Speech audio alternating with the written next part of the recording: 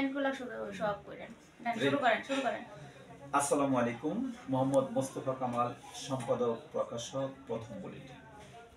আজকে আমরা উপস্থিত হয়েছি জনাব মোহাম্মদ আলাউদ্দিন, অফিসার ইনচার্জ, কালীগঞ্জ থানা, গাজীপুর। আজকে আমি প্রথমেই জানতে চাইব যে আপনি এই থানায় আসার পর এখানে আইন শৃঙ্খলার পরিস্থিতি কি অবস্থা? ধন্যবাদ আপনাকে। আসলে আপনারা অবগত আছেন, বাংলাদেশে 5ই আগস্টের পরবর্তী পরিবর্তিত পরিস্থিতির পরে আমি 12/9/2024 তারিখে গাজীপুর জেলার কালীগঞ্জ থানার অফিসার ইনচার্জ হিসেবে যোগদান করি। 5ই আগস্টের পরে আসলে সারা বাংলাদেশেই যে পরিবর্তন এসেছে, সেই পরিবর্তনের ধারাবাহিকতায় আইন শৃঙ্খলার অবনতি সব জায়গায় কম বেশি ঘটেছে। কালীগঞ্জ তুলনামূলক অন্যান্য গাজীপুরের অন্যান্য থানাগুলো থেকে একটু আলাদা ছিল। এখানকার মানুষ আসলে পারিবারিক, সামাজিক এবং সর্বোপরি একটা সৌহার্দ্য সম্প্রীতি বজায় রেখেই চলাফেরা করে পরস্পর। অন্যান্য জায়গার চেয়ে আমাদের কালীগঞ্জে ভায়োলেন্স কম হয়েছে। তারপরও কিছু যে হয়নি একেবারে তা নয়। তো মানে ছোঁয়া পাইছি একটু। সে পরিবর্তনের ধারাবাহিকতায় যতটুকু হয়েছে আমরা সেটা থেকে উত্তরণের চেষ্টা করছি। আমাদের পুলিশ আসলে সমগ্র বাংলাদেশেই মোরালি ডাউন হয়ে গিয়েছিল। তো আমি যোগদানের পর থেকে আমার প্রথম কাজটাই ছিল পুলিশকে মোটিভেশন করা, কাজে মনোনিবেশ করা এবং পুলিশের মনোবল ফিরিয়ে আনা, সাথে সাথে থানা এলাকার আইন শৃঙ্খলা পরিস্থিতির সর্বোচ্চ উন্নতি করা, মানুষের জানমালের নিরাপত্তা দেওয়া। তো সেই কাজটি আমাদের পুলিশ সুপার মহোদয়, তখন যিনি দায়িত্বে ছিলেন জনাব আবুল কালাম আজাদ স্যার, ওনার দিক নির্দেশনায় আমরা অনেক বড় একটি পূজা অতিক্রম করেছি। সেই পূজাতেই মূলত আমরা পুলিশকে ভিজুয়াল করার চেষ্টা করেছি এবং পুলিশ ভিজুয়াল হয়েছে, যার কারণে এলাকার মানুষ আমাদেরকে স্বাভাবিকভাবে গ্রহণ করেছে এবং মানুষ স্বতঃস্ফূর্ত মানুষের গ্রহণের কারণে আমরা একটি বড় ধরনের পূজা উদযাপন করতে পেরেছি। তারপর থেকেই আস্তে আস্তে পুলিশ স্বাভাবিক হয়ে গেছে এবং সেই ধারাবাহিকতায় আমরা এলাকার আইন শৃঙ্খলা, মাদক নিয়ন্ত্রণ করার চেষ্টা করতেছি এবং সেটা মানুষের সহযোগিতায় সফলও হচ্ছি। এর পরবর্তীতে আমাদের জনাব আবুল কালাম আজাদ স্যার, সাবেক পুলিশ সুপার গাজীপুর জেলা, উনি পদোন্নতি সূত্রে ময়মনসিংহ এডিশনাল ডিআইজি হিসেবে যোগদান করেন এবং আমার বর্তমান যে পুলিশ সুপার মহোদয় ডক্টর চৌধুরী জাভেদ সাদেক স্যার যোগদান করেন এবং স্যারের দিক নির্দেশনায় আমরা আইন শৃঙ্খলা সমুন্নত রাখার জন্য জনগণের সহায়তায়, আপামর ছাত্র জনতার সহযোগিতায় এবং পরামর্শ, সকল শ্রেণীর মানুষের পরামর্শ ক্রমে আমরা নিরলস চেষ্টা করে যাচ্ছি। জি, অশেষ ধন্যবাদ, অনেক সুন্দর দিয়েছেন। কালীগঞ্জ থানার কর্মরত কর্মচারীদের আরো সৎ, সাহস ও নিষ্ঠার সাথে কাজ করার জন্য আপনি কি ধরনের নির্দেশনা দিয়েছেন? আসলে পুলিশ, যে আপনারা জানেন যে পুলিশের এক সময়ের ইতিহাস ছিল। স্বাধীনতার সময় যদি আপনি ধরেন তাহলে পুলিশের স্বাধীনতার জন্য পুলিশের যে ইতিহাস, অগ্রণী ভূমিকা, সেটা রাজারবাগ থেকে পুলিশই প্রথম বাংলাদেশের স্বাধীনতার হানাদার বাহিনীর বিরুদ্ধে পাক প্রতিরোধ গড়ে তুলেছিল। সেই পুলিশ একটি কলোনিয়াল যুগের একটি দীর্ঘ মেয়াদি শাসনের কারণে পুলিশ একটা সময়ে লেজুর ভিত্তিতে পরিণত হয়ে গিয়েছিল।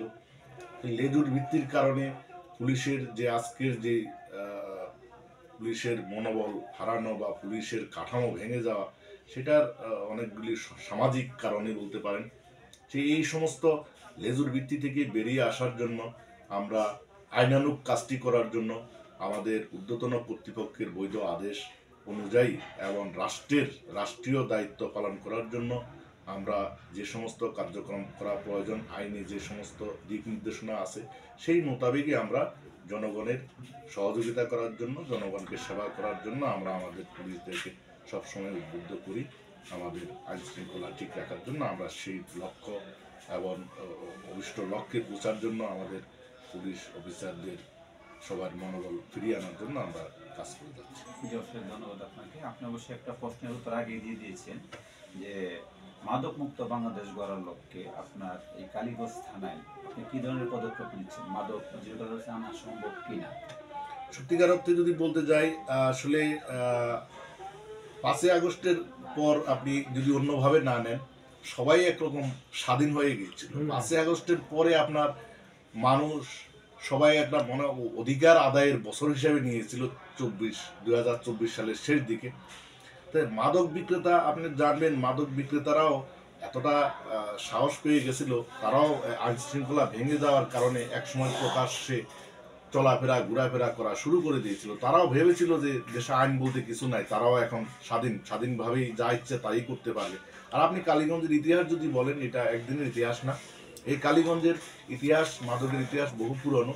আপনারা জানেন, মিডিয়ার কল্যাণে অনেকেই দেখেছে এই কালীগঞ্জেই বাবা কর্তৃক ছেলেকে ঘুমন্ত অবস্থায় কুপিয়ে মেরে ফেলা হয়েছিল মাদকের কারণে। এখনো অনেক ছেলে আছে মাদকের নেশার টাকা দিতে না পারলে বাবা মার উপর অত্যাচার করে, যেগুলিকে আমরা আইনের আওতায় আনি। এগুলি সামাজিক বেদি, দীর্ঘদিনের বেদি। এই দীর্ঘদিনের বেদি একদিনেই হয়তো রিমুভ করা যাবে না, কিন্তু আমি দায়িত্ববান নেওয়ার পর থেকে আপনাকে যেটা বলছিলাম যে মাদক যারা খুচরা বেচা কিনা করে বা যারা সেবক, তারা একবার উন্মুক্তভাবে চলাফেরা করা শুরু করে দিয়েছিল। তো সেটা আমাদের এই অত্র এলাকার আমার মিডিয়া কর্মী ভাইরা যারা আছে, সাংবাদিক ভাইরা, তারা আমাকে তথ্য উপাত্ত দিয়ে এবং এলাকার সচেতন জনগণ সহ সর্বসাধারণ যারা সুস্থ সামাজিকতা চায়, মানুষ সমাজে একটা সুস্থ ধারা ফিরে আসুক, তারা আমাদেরকে তথ্য উপাত্ত দিচ্ছে। আমরা সেই লক্ষ্যে কাজ করছি। আমাদের পুলিশ মাদক নির্মূলের জন্য শতভাগ চেষ্টা করছে। আমরা মাঝে মধ্যেই আমাদের ঊর্ধ্বতন কর্তৃপক্ষের নির্দেশে মাদক অভিযান পরিচালনা করি এবং মাদক যারা বিক্রেতা সহক্রেতা ধৃত করে আমরা আইনের আওতায় আনি, বিজ্ঞ আদালতে সুপর্দ করি। এবং আমি আশাবাদী একদিন আমাদের এই সমাজ থেকে আমরা, এটা সময় সাপেক্ষ ব্যাপার, ইনশাল্লাহ আমাদের মাদক মুক্ত হবে। এবং আমরা মাদকের ব্যাপারে আমার জিরো টলারেন্স, বিশেষ করে আমি আমার অফিসার পোস্টদেরকে সবসময় বলি, মাদকের সাথে কোনো আপোষ নাই, সেটা যেই হোক, যে স্তরের মানুষই হোক। এবং আপনারা আমার এখানে যারা মিডিয়া কর্মী আমার ভাইরা আছে, তাদের কাছ থেকে জানতে পারেন বা এলাকার লোকজনের কাছে জানতে পারবেন, আমার এখানে মাদক রিলেটেড কোনো আসামি যদি আমার থানায় আসে, তাকে ছেড়ে দেওয়ার কোনো ইতিহাস নাই। সে পানিশমেন্ট যদি এক পুরিয়া গাঁজা 2টা ট্যাবলেটও থাকে তার সাথে, ওই পরিমাণ সাজা যেখানে কাভার করে, যে আইনে কাভার করে, সেখানে সেই পরিমাণ পানিশমেন্ট নিয়ে তাকে যেতে হবে। সেটা যদি মোবাইল কোর্ট হয় মোবাইল কোর্ট, সেটা যদি 34 হয় 34, অথবা যদি মাদকদ্রব্য নিয়ন্ত্রণ আইনে হয়, যে আইনে কভার করে, তাকে আমার থানা থেকে উইদাউট পানিশমেন্টে যাওয়ার কোনো সুযোগ নাই। এবং কোনো রকমের তদবির, কোনো হুমকি দামকি ভয়ভীতি বা অমুকের আত্মীয় তমুকের আত্মীয় দলীয় পরিচয়, কোনো কিছুতেই মাদকের ব্যাপারে জিরো টলারেন্স। ধন্যবাদ। অশেষ ধন্যবাদ। সর্বশেষ জানতে চাচ্ছি যে আসলে মাদকের কুফল সম্বন্ধে কোনো ক্যাম্পিং হচ্ছে কিনা, আর আপনি আসার পর কি পর্যন্ত কয়টা মামলা হচ্ছে মাদকের এক্স্যাক্টলি আপনাকে যদি আমি সঠিক ফিগারটা বলতে পারবো না। আমি আসার পর কয়টা মামলা হয়েছে সেটা আপনাকে আমার ডকুমেন্ট অনুযায়ী বলতে হবে। তবে ফেব্রুয়ারি মাস, গত জানুয়ারি মাসে আপনাকে আমি যে পরিসংখ্যানটা দিতে পারি, সেই পরিসংখ্যান অনুযায়ী আমার থানায় 12টি মামলা, মাদকের মামলা রুজু হয়েছে আমার অফিসার কর্তৃক দিত মাদক উদ্ধার এবং মাদক দ্রব্য নিয়ন্ত্রণ, আমাদের ডিবি আছে, অন্যান্য সংস্থা কর্তৃক আরো 3টি, মানে জানুয়ারি মাসে 15টি মামলা আমরা শুধু মাদকের মামলাই রুজু করেছি। এবং এই মামলাগুলির সাথে মাদক উদ্ধার ও মাদক রিলেটেড যে আসামি, তাদেরকে গ্রেপ্তার করে আদালতে সোপর্দ করা হয়েছে। মাদকের নিরাময় কেন্দ্র আছে আপনার? না, কালীগঞ্জে কোনো মাদক নিরাময় কেন্দ্র নাই এখানে। তাহলে আপনার বাংলাদেশ পুলিশের কাছে একটা মাদক নিরাময় কেন্দ্র আপনার কালীগঞ্জ প্রয়োজন। আসলে কালীগঞ্জ ঢাকার যেহেতু খুবই পাশাপাশি, এটা ঢাকা যেহেতু আছে, সম্ভবত কর্তৃপক্ষ আসলে যদি মনে করে, সরকার যদি মনে করে দেওয়ার প্রয়োজন আছে, তাহলে দিবে। ধন্যবাদ আপনাকে। তো প্রথম বুলেটিন 5টা অ্যাসাইনমেন্ট নিয়ে কাজ করছে। একটা হচ্ছে বাংলাদেশ পুলিশ, যেটা আজকে আলোচনা করলাম, মাদকমুক্ত বাংলাদেশ গড়ার লক্ষ্যে পুলিশের ভূমিকা, বাংলাদেশ জেল, তারপরে হচ্ছে আপনার স্বাস্থ্য অধিদপ্তর, পরিবেশ অধিদপ্তর ও শিক্ষা অধিদপ্তরের যে অনিয়মগুলো আছে এগুলো আমরা প্রথম তুলে ধরছি। সেক্ষেত্রে আপনি প্রশাসনিকভাবে কিভাবে হেল্প করতে পারেন? বুঝতে পারি। আপনার অবৈধ আসলে দেখেন, প্রত্যেকটা ডিপার্টমেন্টের জন্য আলাদা আলাদা সংস্থা আছে দেখার জন্য। আপনি যদি ইটভাটার কথা বলেন তাহলে সেটা পরিবেশ অধিদপ্তর আছে, হ্যাঁ। তারপরে আপনার দুর্নীতি যদি বলেন কোনো সেক্টরে, সেজন্য দুর্নীতি দমন কমিশন আছে। উপজেলা প্রশাসনের যদি কোনো কিছু বলেন সেজন্য উপজেলা নির্বাহী অফিসার আছে। আমরা ভোক্তা অধিকারের ক্ষেত্রে খাদ্যে ভেজাল দ্রব্য, সেজন্য ভোক্তা অধিকার আছে। ভোক্তা অধিকার পরিষদ গাজীপুর থেকে মাঝে মধ্যে আমাদের এখানে আসে, তারা অভিযান করে। আমাদের উপজেলা নির্বাহী অফিসার এবং অ্যাসিস্ট্যান্ট মহোদয় তারাও মাঝে মধ্যে বিভিন্ন বিষয় নিয়ে মোবাইল কোর্ট করে। সেক্ষেত্রে আমাদের কাছে যখন নিরাপত্তার বিষয়টি চায় যে মোবাইল কোর্ট পরিচালনার জন্য পুলিশ ফোর্স সহায়তা, আমরা তাৎক্ষণিক তাদেরকে সহায়তা প্রদান করে থাকি। এবং এই সমস্ত সমাজের অনিয়ম দুর্নীতি বলেন বা যে সমস্ত বিষয় আছে আইনের আওতায় আনার জন্য যে সমস্ত ডিপার্টমেন্ট এগুলি পরিচালনা করে, আমরা আইনগতভাবে সর্বোচ্চ সহযোগিতা করার চেষ্টা করি এবং করব। জি, অশেষ ধন্যবাদ। দর্শক মন্ডলী, আজকে শুনছিলেন আমাদের মাদক মুক্ত বাংলাদেশ গড়ার অনুষ্ঠান। আজকের যিনি অতিথি ছিলেন জনাব মোহাম্মদ আলাউদ্দিন, অফিসার ইনচার্জ, কালীগঞ্জ থানা, গাজীপুর। আর আমি উপস্থাপনায় ছিলাম মোহাম্মদ মোস্তফা কামাল, সম্পাদক, প্রথম বুলেটিন। খুদা হাফেজ।